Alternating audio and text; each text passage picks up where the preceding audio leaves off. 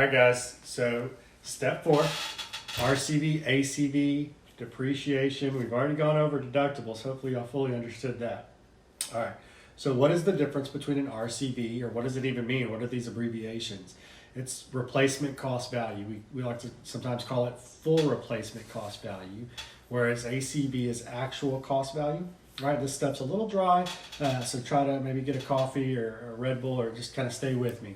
All right, so RCV, replacement cost value, is the value of what it costs to actually replace it. Right, so if you have a roof that's damaged, in its damaged state, its value is diminished. Right, so that's actual cash value. But to replace it with a new roof, that's its replacement cost value, right? So it makes a lot of sense that way. Hopefully that made sense to you. But the difference between them, on the policy, as far as your policy goes, what's the difference? Replacement cost means that they're still going to depreciate it. Here comes that new word, depreciation. They're going to hold money back, right? So if your roof's 15 years old and it's a 30-year roof, they're going to depreciate it, theoretically by half. It's at half its life. I think on a technical side, it's 3.2% per year, or 2.3%. I might have got that backwards, per year. So at year 10, it's lost about 25-30% of its value. If you got a $10,000 roof, they're going to hold back roughly $3,000. You follow me? And that's recoverable, right? So when the roof's been replaced and you prove to them that you paid your deductible, that you've given the contractor the ACV check, right? You've got a contract for the total. All these things matter. You got to have the contract for the full. So if your roof was $10,000, that was the replacement cost value that the insurance company put on it. Your contractor would have contracted you for $10,000. If you had a $2,000 deductible, you would have given the contractor a separate check at this point for $2,000 and given them the ACV check. So if they would have held back 3 from 10, 7 minus 2 for the deductible would give you $5,000. That would be your ACV check.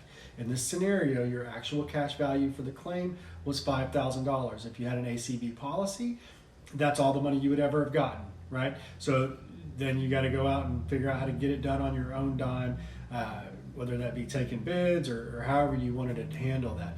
But 99% of the time, most people have a good RCV policy, and that's the more common thing. So inside there's one other type of policy. It's called a smart policy.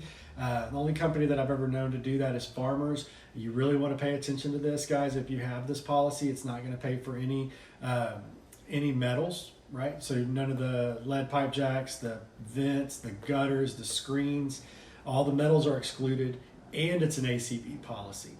So that one is particularly damaging to you as a homeowner financially if you have to replace your roof. I've only seen it a few times, but it is out there. So if you have Farmers, you might want to make sure that that's not the type of policy you have. And being that it's here in spring, springtime in Texas, really actually any time in Texas, we get hailstorms year round, but predominantly in the spring. It might be a good time to check your policy and brush up on it and make sure you have a good policy in place in the event that you do need a new roof. A 2% policy can be steep if you have a $400,000 or $500,000 house. You have that's $8,000 to $10,000, guys, that you're going to have to participate in on getting this roof replaced. If you have a very old roof, they're going to hold a lot of depreciation out, right? So say it's a $20,000 roof, $10,000 is your deductible on a 2% policy. You follow where I'm going with this, and then they're going to hold a larger percentage out of the claim. So then you have a smaller amount of money on your first ACV check. It's not going to really do anything. There's a lot in there.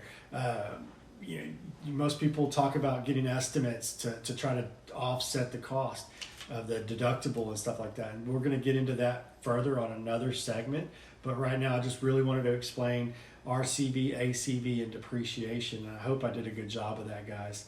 But let's move on.